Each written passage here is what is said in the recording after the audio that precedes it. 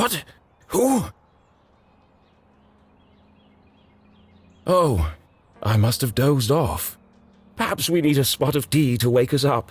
What do you say, Rufus? Yes, quite right. Better get back to work. This book won't write itself. Maybe I should start somewhere easier. I'll come back to the prologue later. The sun rose over another perfect day in picturesque Arthurton.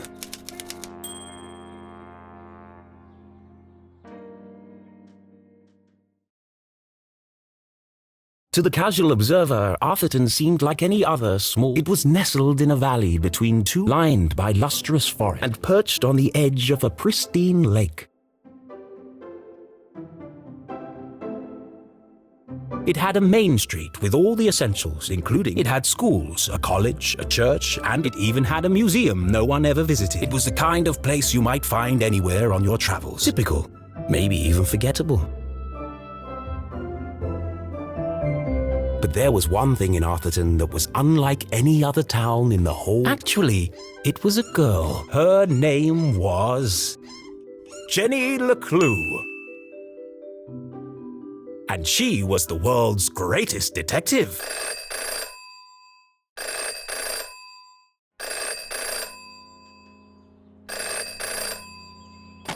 Finkelstein residence. Oh, hello, Glenda. Yes, he said he might ring. Okay, patch me through then.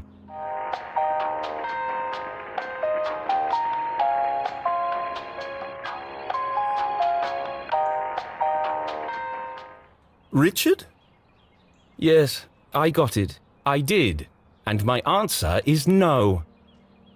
I understand that, but... Well, yes, of course, but... No. Nothing is settled. I'm not going to do it. It goes against everything my books stand for. No, not yet. But if I could just... Please, listen to what I'm saying.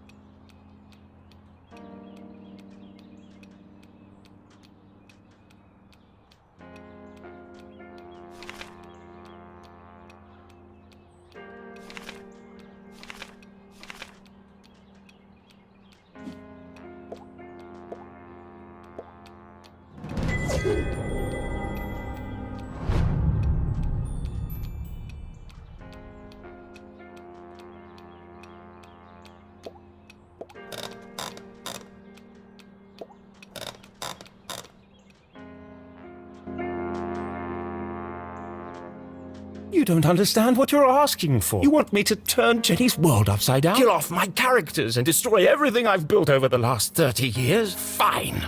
I'll give you what. But I warn you, I'm a stream of consciousness, right? And you have unleashed my fury. Good day, sir.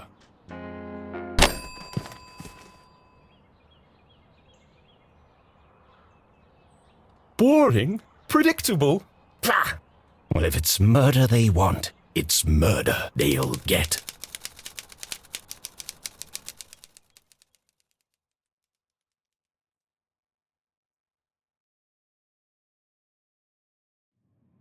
It should have been another perfect day in Arthurton. But today was different, and nothing would ever be the same again. To begin with, Jenny LeClue was dead.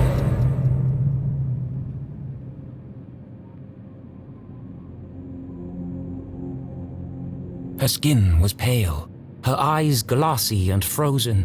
What cruel fate had befallen our beloved detective?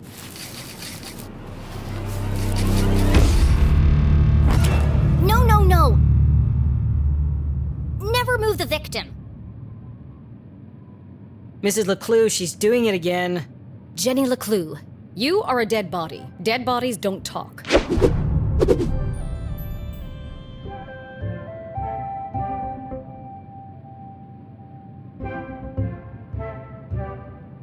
he's doing it wrong! As wonderful as it would be if all cadavers were so talkative, we must deduce the cause of death without their help.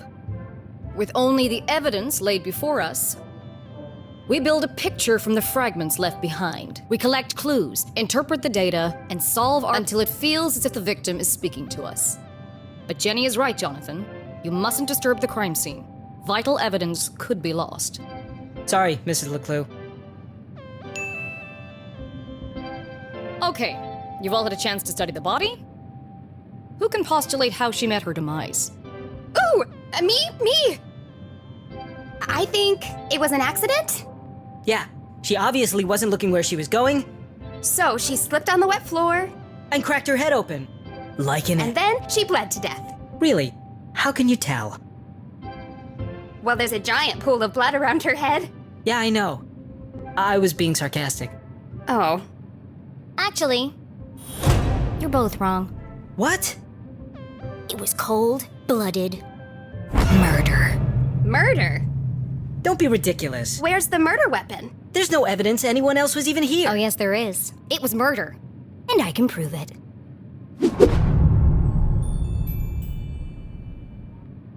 Jenny had read all the books. She'd absorbed all her mother's. But there was nothing quite like getting your hands dirty. How many people get the chance to solve their own murder? The first step in any good deduction was collecting evidence. Seemingly insignificant details could provide... First, I'll search the crime scene for clues. Then she'd analyze the data. And finally... Deduce the real cause of death.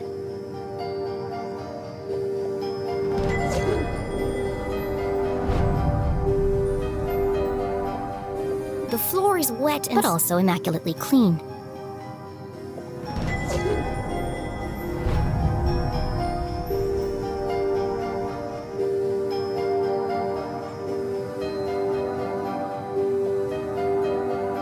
Approximately 8 sizes too big, and covered in mud.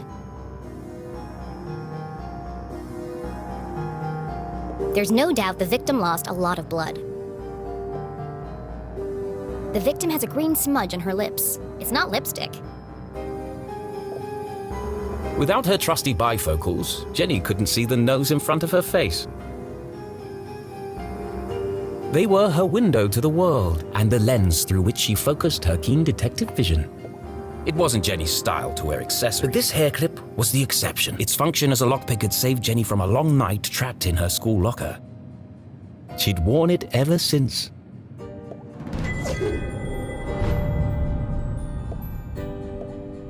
What a waste of perfectly good coffee. Jenny's love for coffee was almost as strong as her passion for crime. Chalky green residue on the rim. Smells like burnt matches. Jenny's blue sweater was scruffy, but her grandmother had knitted it, and so it was her favorite. The more it itched, the closer she felt to her. I've seen enough. Time to wrap this case up.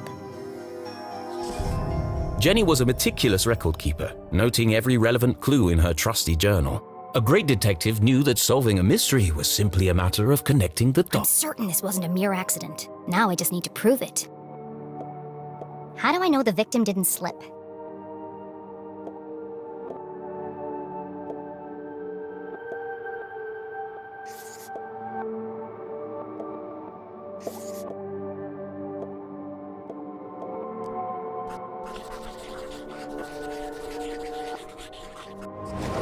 The victim's boots are filthy. They should have left big muddy footprints on the floor. So where are they?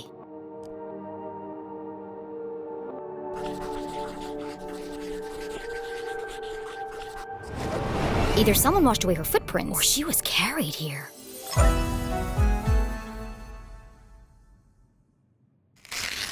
Okay, that proves she didn't slip. So how did she actually die?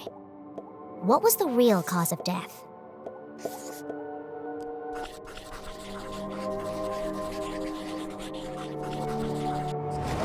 There's a green residue in the bottom of the victim's coffee cup. It smells of burnt matches. Phosphorus. Also found in common garden fertilizer.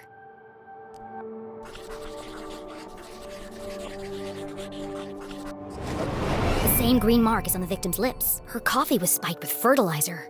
Someone clearly wanted her dead.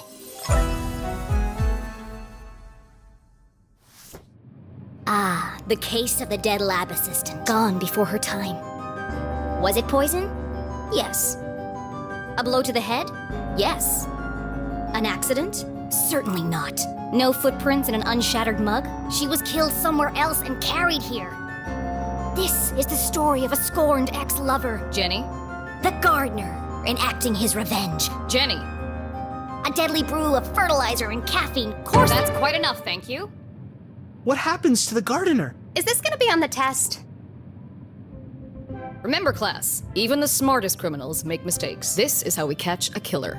But what's the point of all this? Yeah, there hasn't been a murder in Arthurton in years. Every town has a dark side, even Arthurton. By doubting, we are led to question. And by questioning, we arrive at the truth. Okay, that's all for today. Don't forget, next class is our field trip to the morgue. So have a light lunch.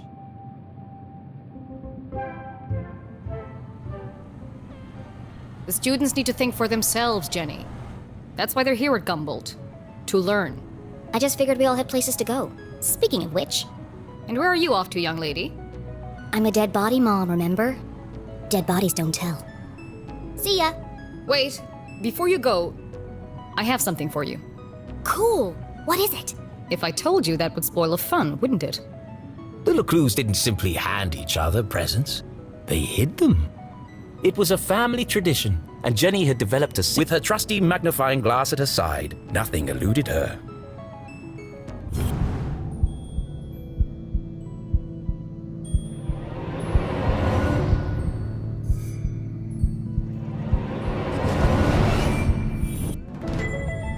A new journal. To Jenny, there was nothing better than the aroma of a fresh leather notebook. It smelled like mist without missing a beat. She did what any detective would. She decorated it.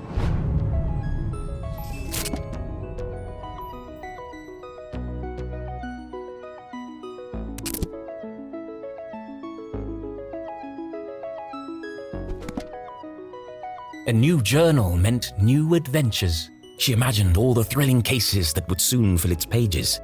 And on the first page, her mother had written an A inscription. great detective never gives up. Love, Mom.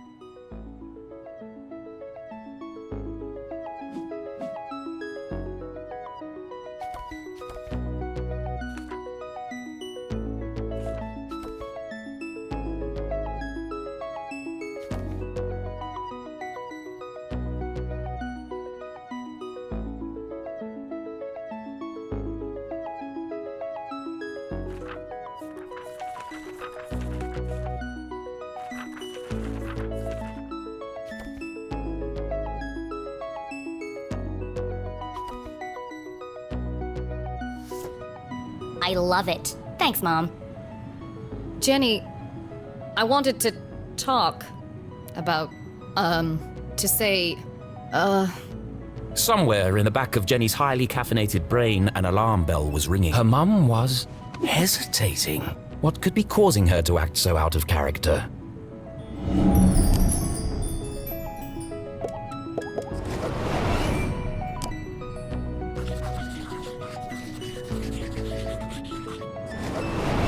Crossed arms. Furrowed brow. Jenny saw it coming from a mile away. Her mother was about to get Emotional. I've really gotta go. No, Jenny, wait. I need your help. What? Really? Jenny couldn't believe her ears. It was extremely unusual for her mother to ask for help. It must be something very important. Tracing the steps of a deranged killer? A cold case that only someone with Jenny's expertise could solve? I've misplaced the students' essays on decapitation. See if you can find them for me before you leave. I have to run. Wow, the case of the misplaced papers. Are you sure you want to trust me with such a complex task? I have no doubt you'll be able to find them. They're around here. Jenny was unsure if her mother was unable to detect sarcasm or just really good at ignoring it. Okay, Mom. I'll find them before I leave. On one condition. Yes? You have to let me help grade them. One of Jenny's favorite pastimes was nothing pleased her more than giving a big shiny F to an overconfident student. Don't push your luck. Please. Okay. Yes. Find the papers and go straight home. But I'm meeting Keith tonight. No buts, remember? Oh, I'm sorry. Maybe I'm still feeling the effects of being poisoned for your class. Well then, I have the perfect antidote. You're staying with your cousin this weekend, and you still need to pack. This again? Look, I've considered your offer, Mom, and I'm going to have to decline. I'm old enough to take care of myself. I'll be back late tonight. There's meatloaf in the fridge. Late again? What are you up to? Jenny LeClue, it's been a difficult week. Could you please just do what you're told for once and stop asking? Fine.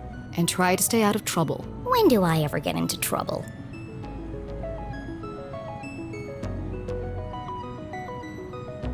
All right, let's find these papers and get out of here.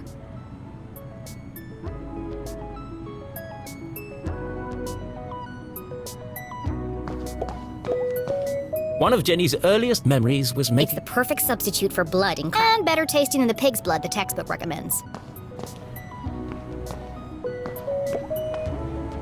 Looking rather trim today, Ethan. New diet? What's the matter? Lost your funny bone?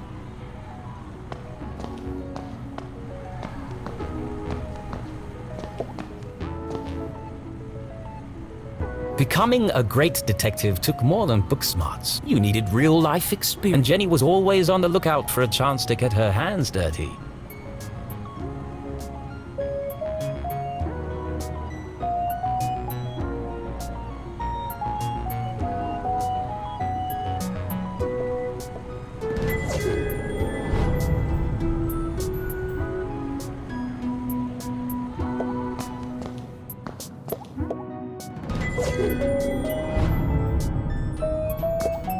Please do not touch.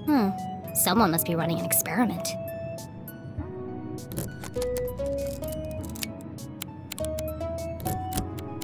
Gross. Pretty soon it's gonna sprout legs.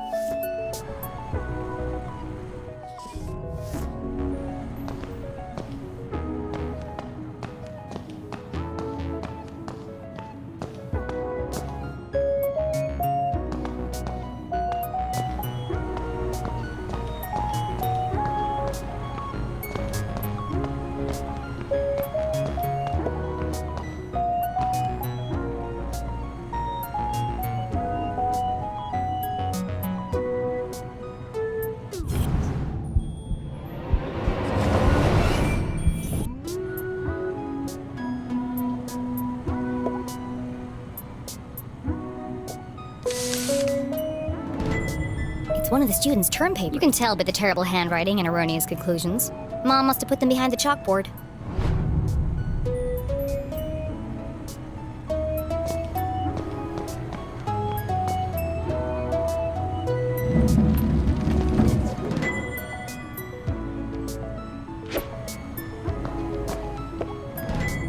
Found you.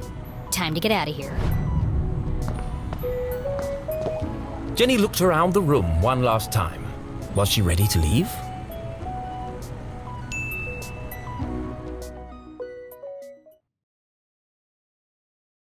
Okay, so she wasn't really dead. That would be silly. No, Jenny was alive and well and ready for another perfect day in...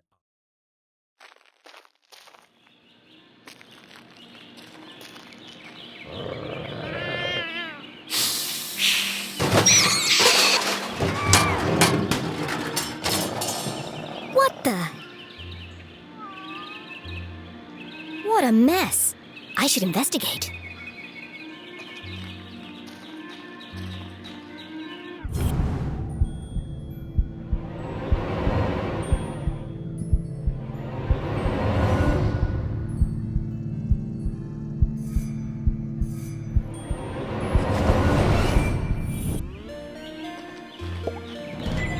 Jenny had an instinct for sorting treasure from trash. To the untrained eye, this was just a discarded piece, but to Jenny, it was a mystery waiting to be solved. I should keep my eyes open for any other pieces.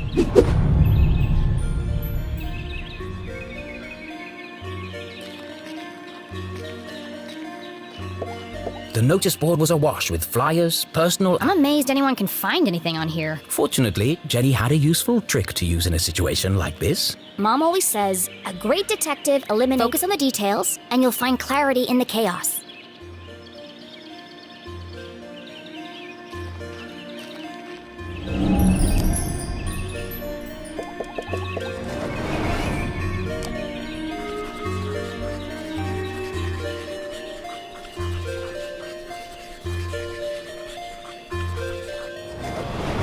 I wonder if anyone else reads this junk.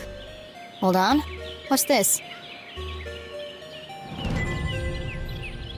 Oh no, they've extended curfew hours. At 9 p.m. to sunrise? That's ridiculous. But necessary. Power outages had become a regular occurrence in town. It was dangerous to be wandering around after dark. It won't be long before we need a permit to go out at all.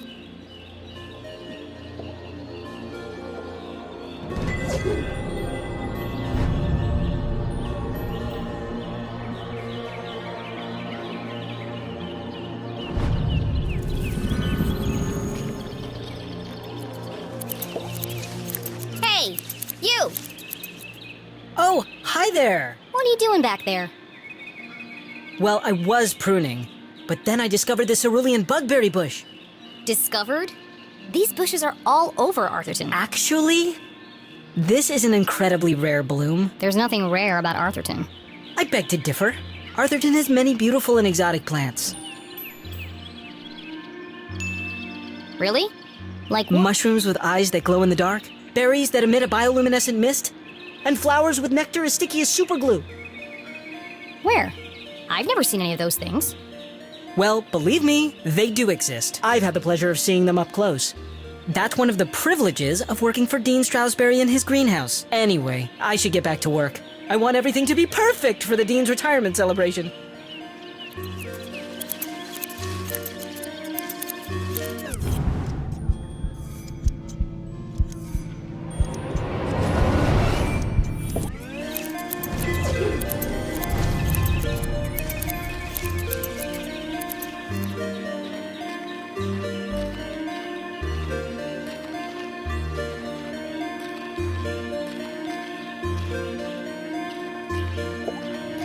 Signs and decorations adorned the A entire... party to celebrate the Dean's impending retirement. Left! Left! I said left, damn it! What part of left are you having trouble with? My left or your left? My left! Obviously, I mean my left. Why would I mean your left? So you want me to move it the other way? Yes. Nothing would make me. If you're not careful, we're gonna have bronze brains all over the floor. They seem busy. I should probably lead them to it.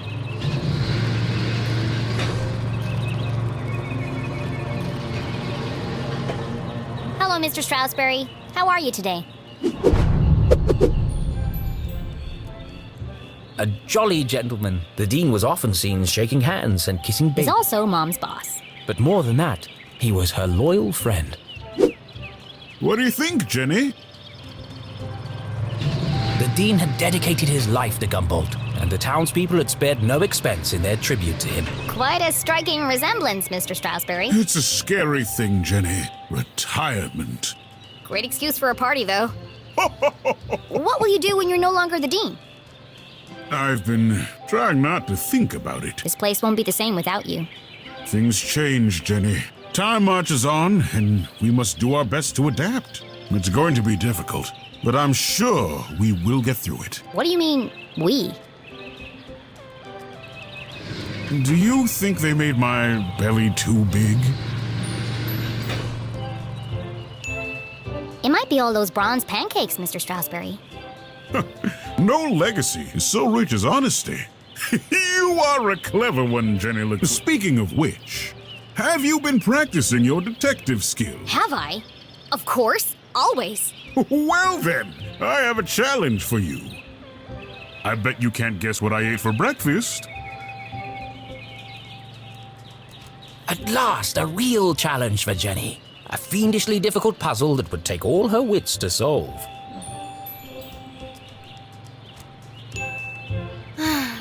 Well, okay. Anything for you, Mr. Stroudsbury. Oh, how wonderful. But first, I need to ask you a few questions.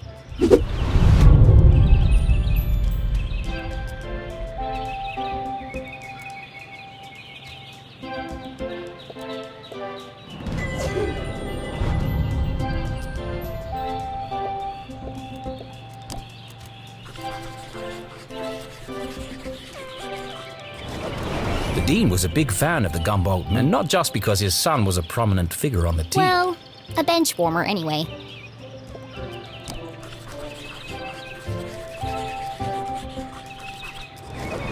It can't be dandruff. I have a hunch it's powdered sugar.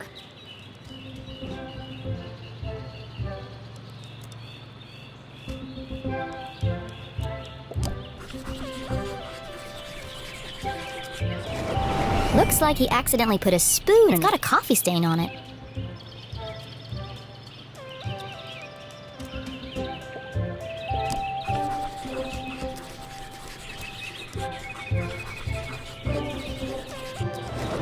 His watch is slow.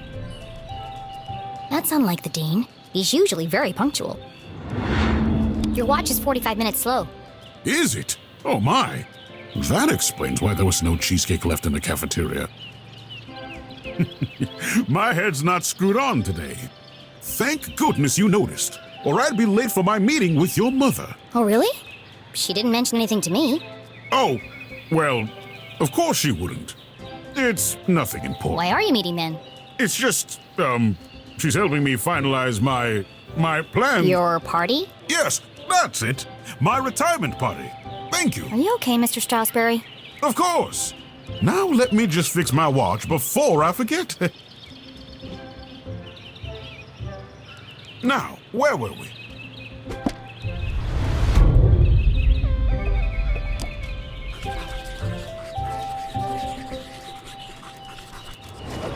Ipsa scientia potestas est. Looks like Latin. Your ring sure looks old. It was made for my grandfather. He passed it down to my father, who passed it down to me. And when the time comes, I'll pass it on to my son. The Stroudsbury family had been champions of education. What does the inscription mean? Knowledge itself is power. The inquisitive spirit is a mighty thing, Jenny, and nothing is as important as the truth.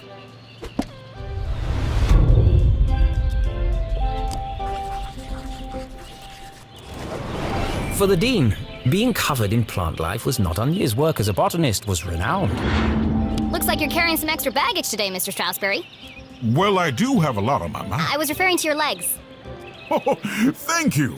I have been doing my daily calisthenics. No, I mean the sticky stuff on your pants. What? Oh! Hitchhikers. I've been working on a new orchid hybrid in my greenhouse. They're beautiful, but the leaves are quite clingy. I will say, I am looking forward to spending more time in the dirt.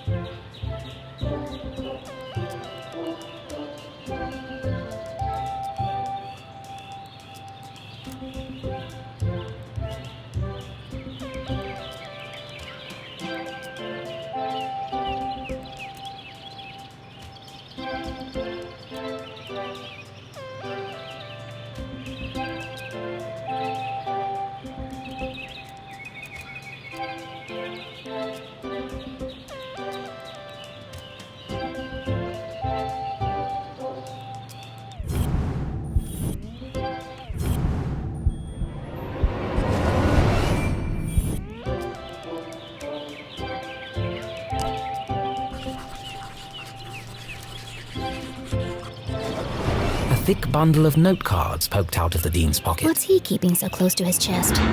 You've been making a lot of notes, Mr. Strasberry. Oh, I was intending to make a speech on... Why have you scratched out so much of it? Your mother suggested I keep it short. And quite right. I must have rewritten it I just can't seem to find the right words.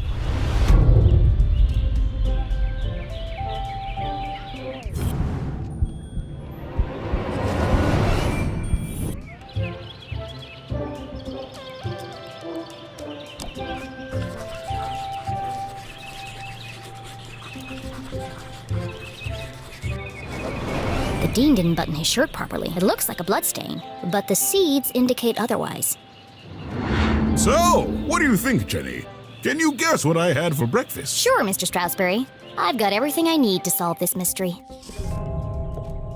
What did the Dean eat for breakfast?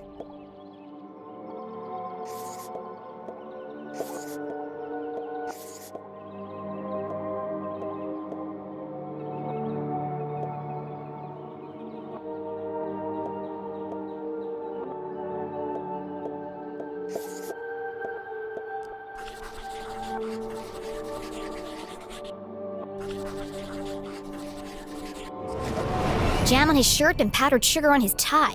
The evidence points strongly to the Dean's breakfast consisting of 1, maybe 2 donuts.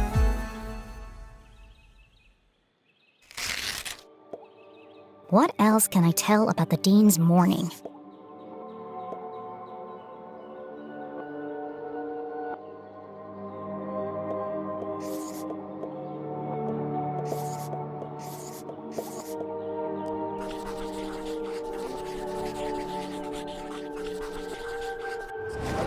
The Dean had neglected to wind his pocket, the act of a distracted man. This resulted in his whole routine being thrown, which might explain why he has a spoon in his pocket instead of a pen. You had a donut for breakfast. Yeah. I'm guessing...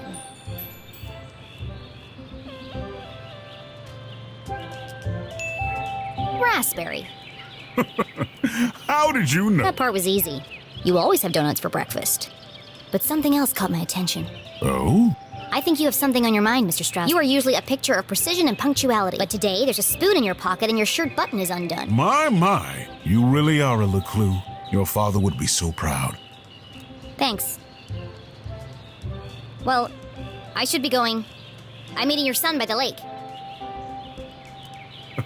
And I'm meeting your mother in the lot. What a small... Too small. A perfectly small world with everything in its right place. Who would want to change that? Pardon? Nothing. See you on Saturday. Oh, yes. Until we meet again, Jenny LeClue.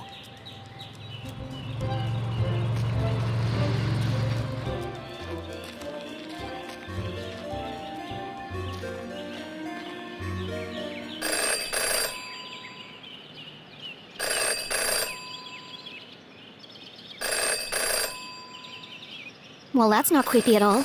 In her short time as a detective, Jenny had learned never to ignore a ringing phone.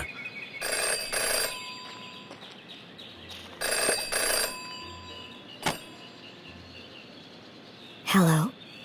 The dog barks loudly. loudest before the dawn. What?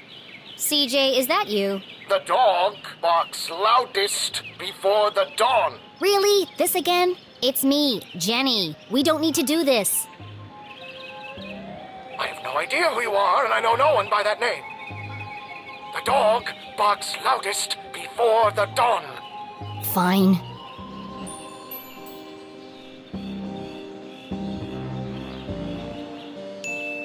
The early bird can't catch the lazy worm. Good. The wind blows strongly from the east.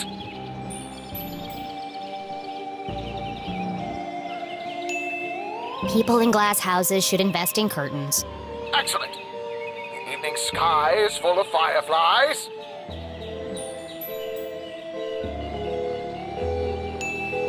The absent-minded goldfish swims into the blender. Ah! Jenny, it is you! Of course it is! I need to meet with you right away. Okay. Where do you want to meet? This place will do.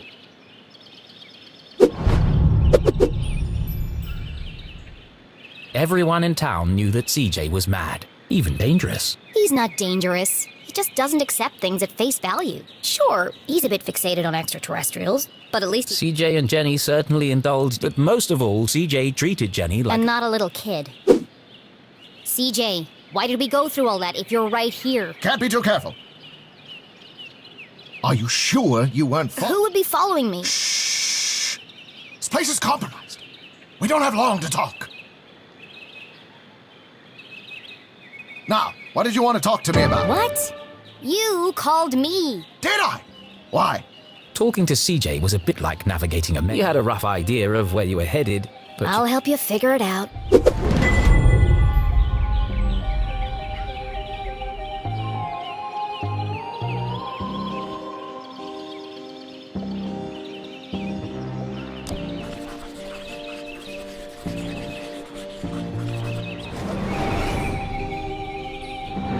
Is it your birthday, CJ? Birthday? Whose birthday? Craig's birthday. But Cragston died on his birthday. Assassination? Possibly. Abduction? Almost certainly. CJ, the card? Oh, this. It's for you. Impossible shot. Died instantly. No suspects. No human suspects, anyway.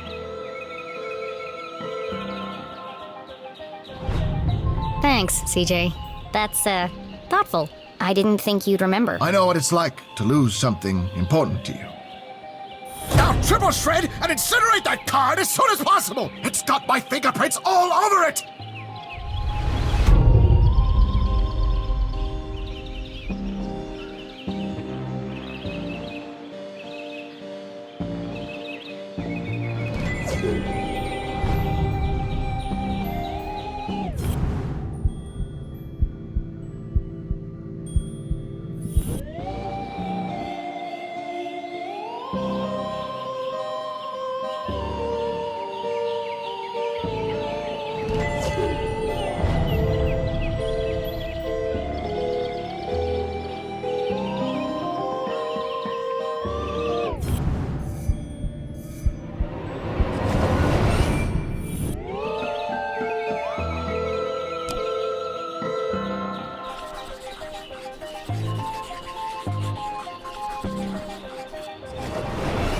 He was hiding something. A compass with strange symbols where the cardinal direction should be.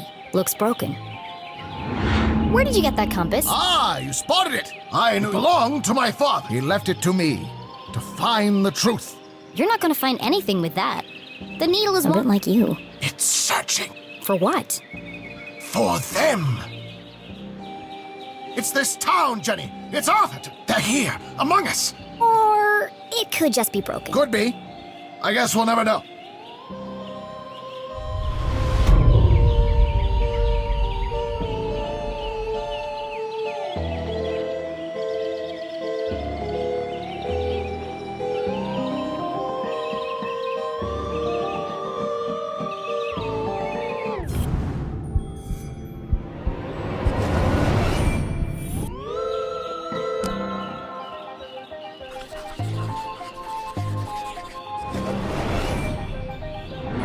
What's that sticking out of your sock? Ah!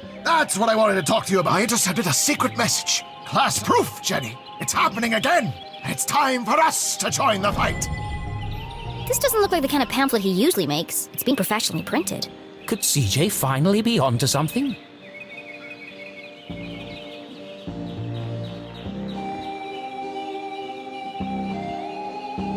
Oh, it's just part of a cereal box. A cereal box from a... Nope, just a regular cereal box. But why? Why would it just be lying there in the trash? I'm sorry, CJ. There are still great mysteries out there, but this isn't one of them. So what's the plan now? Library. Research. Very important. Very hush-hush. They let you back in? Not yet. But I've got this hat now. It wasn't your head that needed covering. No, for the sky. I know, CJ. What is it this time? Radio wave mind control? A globally connected communication network used exclusively to view pictures? Jenny, you sound crazy. I'm just preparing my defense for the hearing. Is this because you tried to hypnotize Mrs. Brown's prize poodle? No. That was last. It's because I peed in the water tower. CJ, that's gross. And this is the thanks I get for saving everyone from the mind control chemicals? Well, I guess I'll see you later then. But CJ was gone. CJ, I know you're standing behind the phone booth. I just watched you walk over there. No, I'm not. Okay then, bye. See you later.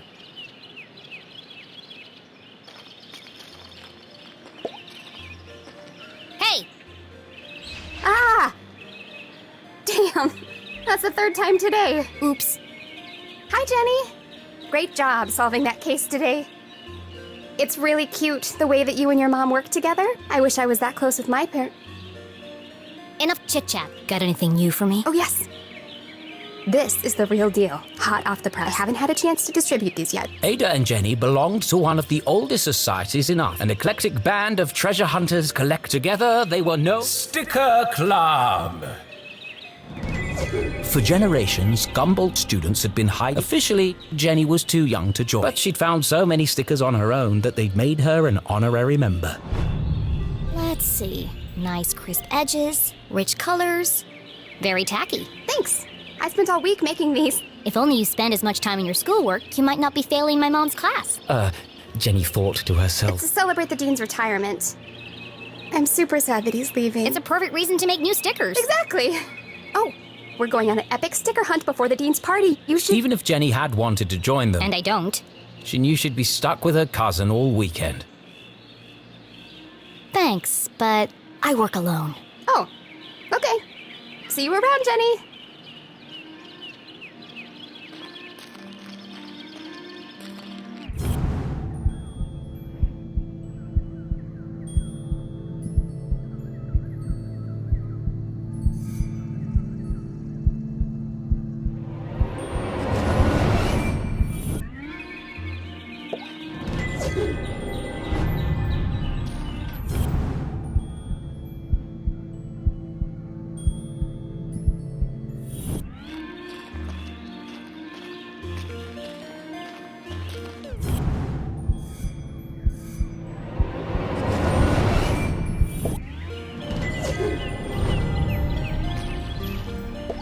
Lake Nowhere, 1 mile.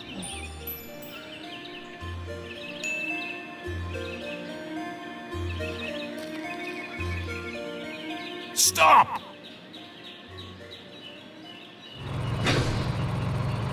Perfect. Hold it right there. Okay, let her go.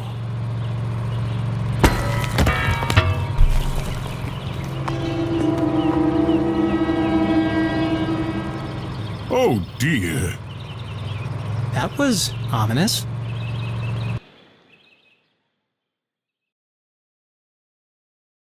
Detective for hire. Jenny had saved up the whole summer to place an ad in the local paper, but no one had answered it. Until now. What could this new case be? Her imagination ran wild, picturing the possibilities. And so, after helping her mum at Gumboldt College, she hurried to the pier at Lake Nowhere to rendezvous with her new client.